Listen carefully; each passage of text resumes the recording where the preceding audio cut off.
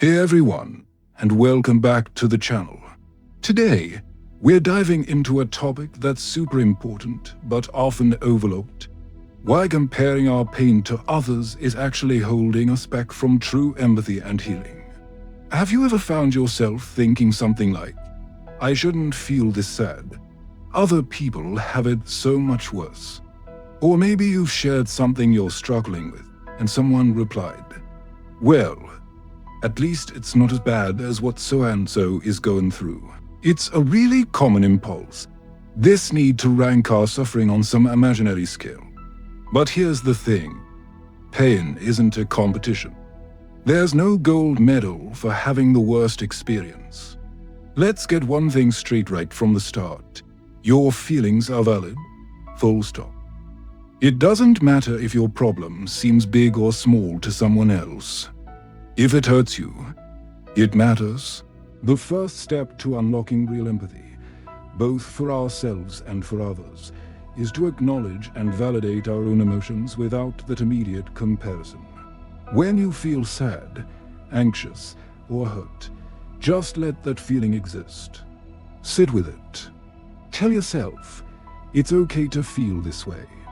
This is a real feeling, and it's mine. You don't need to justify it or measure it against anyone else's struggles. Imagine two people standing in the rain. One person has an umbrella, and the other doesn't. They're both getting wet, but their experiences are different. Does the person with the umbrella have the right to tell the person without one, you shouldn't feel so wet, I'm getting wet too? Of course not. Pain works the same way. We all have different resources, different past experiences, different emotional toolkits. So, what might be a minor inconvenience for one person could be a major crisis for another. And that's okay. Everyone experiences pain differently, and recognizing this is a huge part of being an empathetic human being. Your emotional response is shaped by your unique life story. Your pain is valid because it's your pain. This brings me to a crucial practice, self-compassion. We're often so much kinder to our friends than we are to ourselves. If a friend told you they were heartbroken over a breakup, you wouldn't say, get over it. People get divorced every day. You'd offer them comfort, right? You'd listen. We need to start offering ourselves that same grace. Self-compassion is about treating yourself with the same kindness you'd give to a good friend. When you're hurting, instead of scolding yourself for feeling that way, try asking, what do I need right now? How can I be kind to myself in this moment? Maybe it's making a cup of tea, going for a walk, or just allowing yourself to cry without judgment. Practicing self-compassion builds your emotional resilience.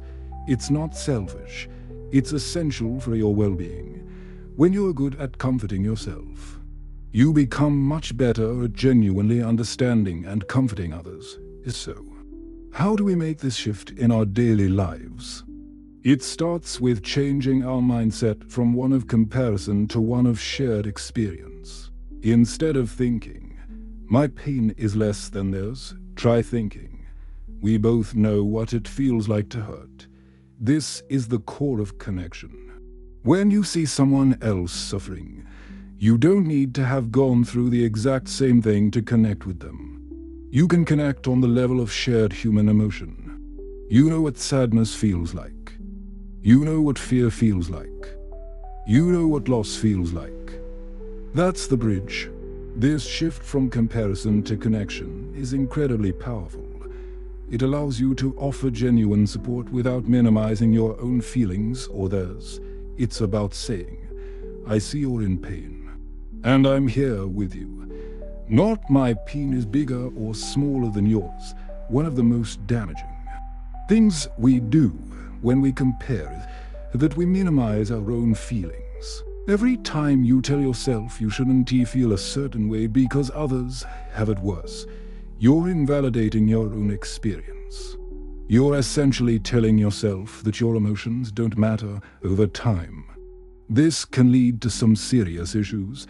You might start suppressing your feelings, which can lead to anxiety, depression, or just a general sense of numbness. You might feel ashamed of your emotions, which can make it harder to reach out for help when you need it.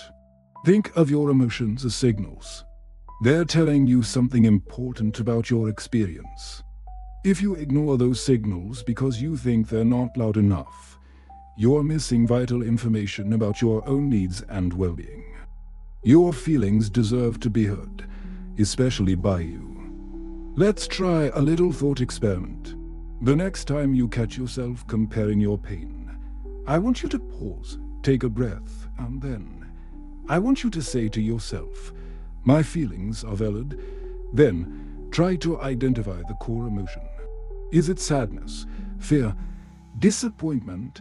Name it.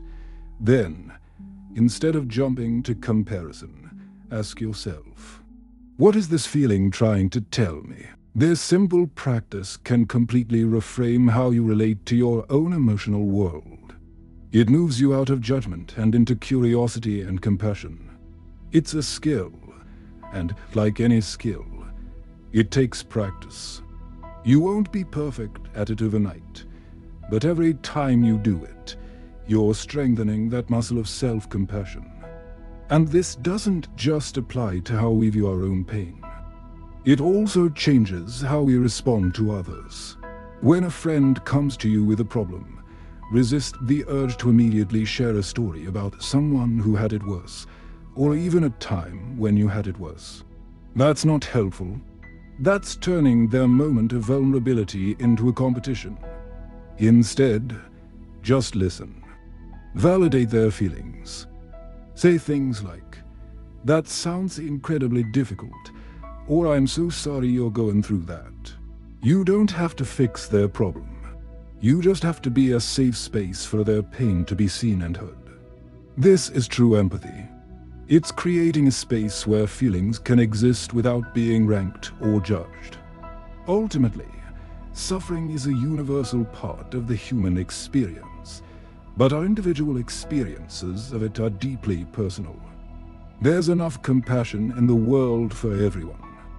My feeling sad doesn't take away from your right to feel sad. Your feeling joy doesn't diminish my joy. Emotions aren't a limited resource.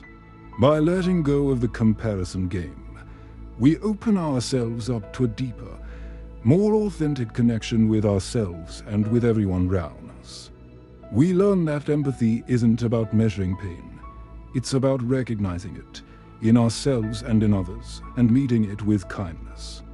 So, the next time you're hurting, remember this: your pain is not in a competition. It's a part of your story, and it deserves your attention and your compassion. Give yourself permission to feel what you feel, without apology or comparison. That's where true healing begins. Thank you so much for watching today.